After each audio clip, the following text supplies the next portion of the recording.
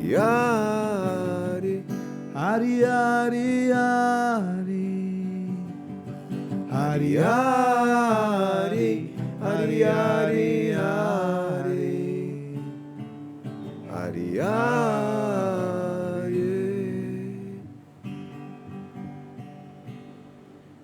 Haribol. Maraming pong salamat. Haribol.